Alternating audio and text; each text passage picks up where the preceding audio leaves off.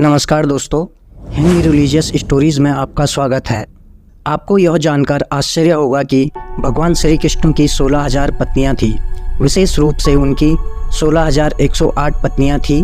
लेकिन जो लोग इसके पीछे की सच्ची कहानी नहीं जानते हैं, उनके लिए इस तथ्य का उपहास करना उनकी अज्ञानता को दर्शाता है।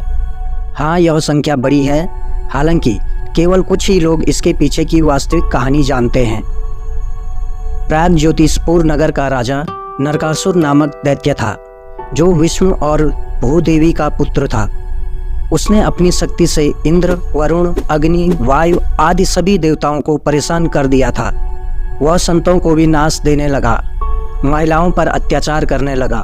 उसने संतों आदि की 16,000 स्त्रियों को भी बंदी बना लिया। जब उसका अत्याचार बहुत बढ़ गया तो देवता व ऋषिमुनि भगवान श्री कृष्ण की शरण में गए।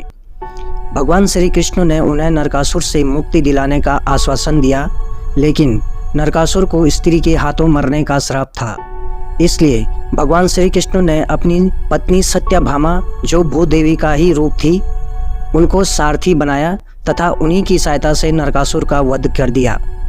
जब श्री कृष्ण ने नरकासुर का वध किया तो उन्होंने नरकासुर की इन 16,100 दासियों को मुक्त कर दिया। मुक्त कराने के बाद सभी कन्याओं ने श्री कृष्ण से अनुरोध किया कि वे उनसे विवाह करें, क्योंकि समाज उन्हें कभी स्वीकार नहीं करेगा। इसलिए उन्होंने भगवान कृष्ण से उन्हें स्वीकार करने का अनुरोध किया, क्योंकि कोई भी उनसे विवाह नहीं करेगा और यदि वह उन्हें स्वीकार नहीं करेंगे तो वे आत्महत्या कर लेंगी। धर्म में फंसे होने के कारण श्री कृष्ण ने सभी स्त्रियों को अपनी पत्नी के रूप में स्वीकार कर लिया, ताकि वे सम्मानजनक जीवन जी सकें और कोई उनका उपहास करने का साहस न कर सके। उनका सम्मान लौटाने और उन्हें रानी का दर्जा देने के लिए श्री कृष्ण ने उनसे विवाह किया।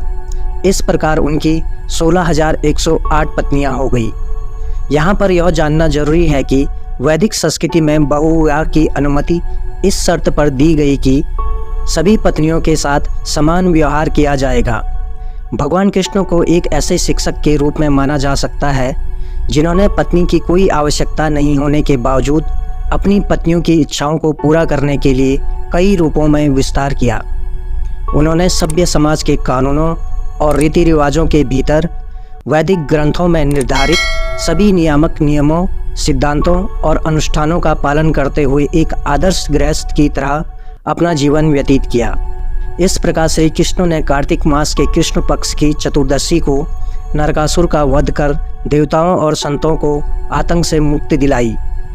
इसके बजाय यदि आप कहानी देखें तो वह श्री कृष्ण ही थे जिन्होंने द्रौपदी को अपमानित होने से बचाया था। पांचों पांडव, भीष्म और द्रोणाचार्य भी चुप रहे और वास्तव में केवल श्री कृष्ण ही सम्मान बचाने में सक्षम थे। श्री कृष्ण के बारे में एक और कहानी जिसका ज़्यादातर अज्ञानी लोग मजाक उड़ाते हैं, वह है श्री कृष्ण की रासलीला की कहानी। भगवत गीता में कहा गया है कि श्री कृष्ण 10 साल की उम्र में मथुरा चले गए थे और फिर कभी वृंदावन नहीं लौटे।